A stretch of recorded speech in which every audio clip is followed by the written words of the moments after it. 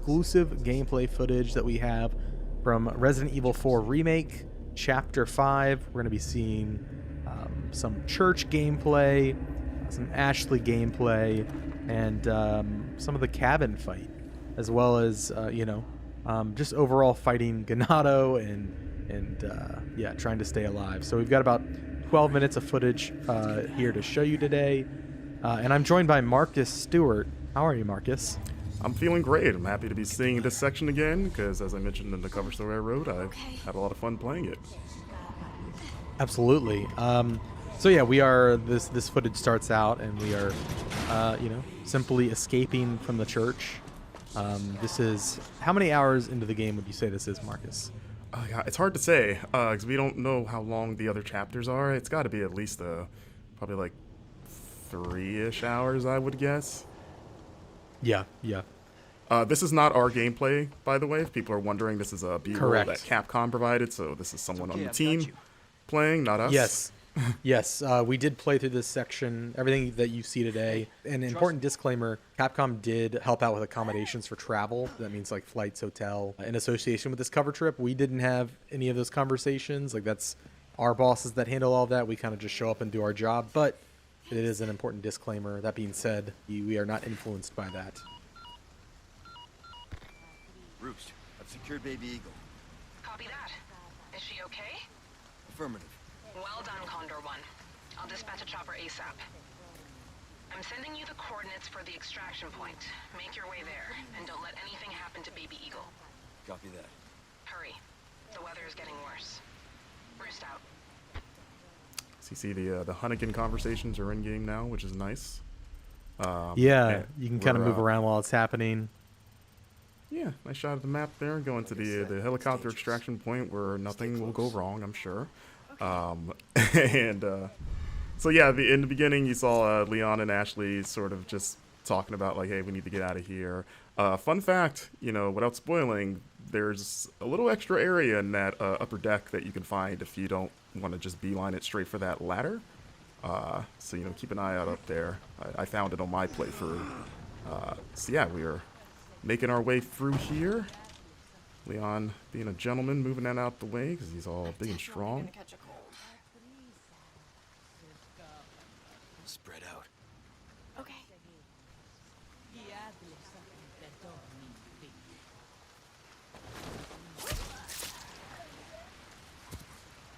Come on. Okay. And yeah, this part was pretty fun to get through. I tried to get through it stealthily the first couple times.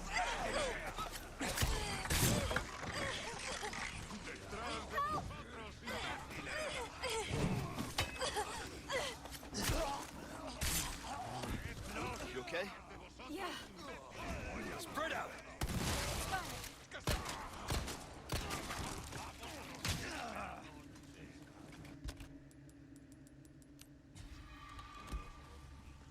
So you're gonna notice there's gonna be a few jumps in the clips here. Again, that's a Capcom thing, so this isn't going to be a straight run through of the chapter. It's gonna jump around at points, but as you can see, the flash grenade's still very effective against those tentacled, transformed Ganado. As we enter the cemetery, you get a little bit of a taste of one of the side quests, which is sort of a spin on the cemetery puzzle. As you can see, you can still shoot birds' nests to get those precious eggs, or I guess a chicken egg that's in a bird nest in the tree. Don't ask me how that works. You know how it is. But I mean, in the original game, you killed snakes and got chicken eggs, which was always kind of weird. There he is. Took care of a request. Well done. Man himself. Look at you.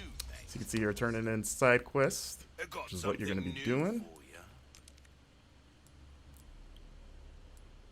One has to wonder how he moves with all that heavy equipment in that coat. Must be pretty strong. It's kind of like a Dragon Ball, like Piccolo weighted training gear. He's probably pretty strong. But I was thinking he's just like into CrossFit. We don't know. He's a mysterious figure. As you see, we're upgrading our equipment here.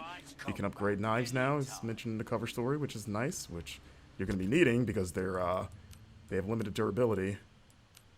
And you're going to be using it quite a bit for the new parry mechanic, which I enjoy. And you can see there's another side quest right there. You're going to want to keep an eye out in the environment for those blue flyers. Oh, so there's the Wild Doll quest. That was one of the more involved quests that we saw so far. Absolutely. We need to keep moving. And you won't see the solution in this footage, but you will see sort of what's on the other end of this side quest for you. Yeah. The dog is hard to find. We are going to show the dog, but the way to find the dog will be, I guess, a little bit of a mystery. And also important to note, we turned left when we left that door. There's another path behind us if we were to turn right out of that door that goes into an underground tunnel that like takes you up through a well in the village. So there's a lot of paths available. Yeah, like when we both came through here, we just assumed just the way the camera's framed. We're like, okay, it's the only way to go. But yeah, one of the producers pulled us aside and was like, hey, check this out. And we were like, oh, okay. Not bad, right? Here we go. We've got the village at night.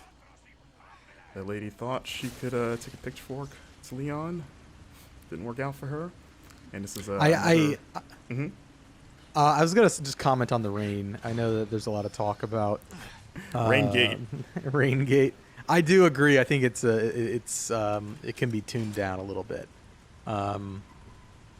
It does feel like intentionally, like it is intentionally obfuscating the environment, and kind of adds to that tension. Like you can't see what you're shooting. I do agree, though. It's a bit much. And you know, it would be great, Marcus, if there's like a rain slider. I'm kidding. Yeah. I just want a nice little downpour as we see. I love the lighting in this game. You know, like it just the bloom on the flashlight and just how dark everything is. Like it just makes especially like interiors like this. If we lift Ashley up to do her thing, get Leon up there. Yeah, it just makes the interiors creepier. Like that. Like the first time that owl made me jump because you just see the glowing eyes in the dark. Yeah. And you're like, oh my god, like what is that?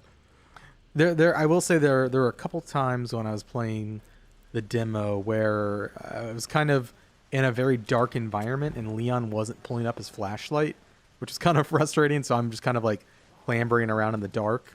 It was mostly like outdoor. Oh, There he here's is. the dog. Look at that thing. It's got like a weird, almost like a scorpion tail. Now that I'm looking at it again. So yeah, Capcom also pointed out, for those wondering, that this dog is not the dog that Leon can rescue in the original game, because, you know, in this game he's presumably dead. So, you know, at the time we kind of were like, oh, maybe this is the dog, but they were very clear to point out, like, nope, different dog. And you're like, okay. But yeah, that dog fight is pretty hard. They also wouldn't definitively answer if it was the same dog in this game as in the old game. In terms of the one that's dead at the beginning of the game, they're like, maybe it's not the same dog, and it's like, okay. So you see a blue medallion up there as Leon takes it out. So you see it's 1 of 5. So I asked Capcom about that because in the original game it was kind of like 15 in the same area, and they said that that side quest reappears in different parts of the map. So you're going to be shooting. It sounds like you're going to be shooting medallions outside of just like the village area. And they just sort of like divided them into like batches of 5.